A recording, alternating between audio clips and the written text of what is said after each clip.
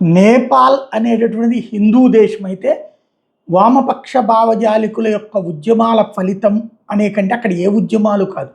China వాడి ట్రాప్లో మన భారతదేశానికి సంబంధించి అప్పుడు రాజీవ్ గాంధీ చేసిన పొరపాటు, సోనియా గాంధీని పశుపతినాథ ఆలయానికి రానియలేదన్న కోపంతో నేపాల్కి సరైన సమయంలో సరైనటువంటి సహకారం అందించకపోవడంతో వాళ్ళకి అక్కడ మన మీద కోపం ఉంది.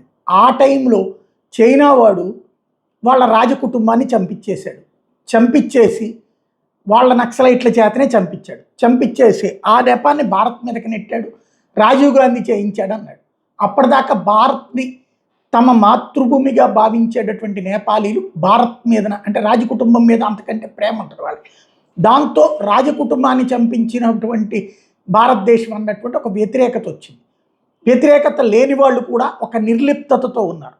అప్పటి నుండి ఆ కమ్యూనిస్టుల చేతికి వెళ్ళిపోయారు. ఆ కమ్యూనిస్టులు దాన్ని హిందూ దేశం అనేది తీసేసి సెక్యులర్ దేశంగా పెట్టారు. ఈ మధ్య కాలంలో మత మార్పిడులు, అటు క్రైస్తవ మత మార్పిడులు, ఇటు ఇస్లామిక్ శక్తుల యొక్క విజృంభణ ముదిరిపోయి చివరికి హిందువు తన ఇంట్లో తను పూజ చేసుకోలేని పరిస్థితి వచ్చింది, తన గుళ్ళో తను పూజ చేసుకోలేని పరిస్థితి వచ్చింది. కన్వరయాత్ర సందర్భంగా ప్రాణాలు తీసిన ఘటనలతో విరక్తి చెందినటువంటి హిందువులు రోడ్డెక్కి ఉద్యమిస్తున్నటువంటి వేళ పెద్ద ఎత్తున మసీదుల మీద దాడులు, అక్కడ ఉన్నటువంటి ముస్లింల మీద దాడులు తరిమివేస్తున్నటువంటి వేళ అక్కడున్న ముస్లిం మహిళలందరూ కలిసి ఆగ్రహంతో రోడ్డెక్కి ఈ ఎవరైతే హిందూ కుర్రోళ్ళకి వ్యతిరేక ఉద్యమం ప్రారంభించారు. ప్రభుత్వము సైన్యం తమకు అండగా నిలవాలంటూ పిలుపునిచ్చారు. అయితే వాళ్ళు మాత్రం ముందు మా దేశం ముఖ్యమంటూ అక్కడున్న సైన్యమే ఎదురు తిరిగి, అక్కడున్న పోలీసులు ఎదురు తిరిగి వాళ్ళనే అరెస్ట్ చేశారు.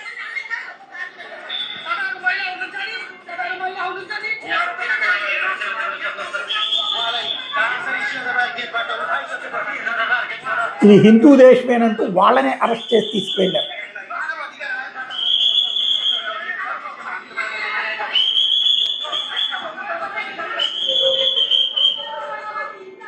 ముస్లిం ఉద్యమకారులనే తీసుకువెళ్ళి అరెస్ట్ చేయడం అన్నది ఇప్పుడు అక్కడ సంచలనం సృష్టిస్తున్నటువంటి సంఘటన అయింది.